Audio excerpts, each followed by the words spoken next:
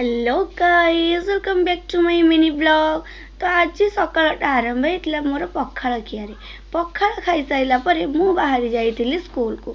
जेहेतु काली पूजा पाई हमर हाफ छुट्टी होता तो मुझे अपेक्षा करी जड़े बांधवींकर आमे गोटे कार्य संपादन करने को बाहर से कार्यटा है स्कॉलरशिप फॉर्म को कॉलेज रे डिपोजिट करवा।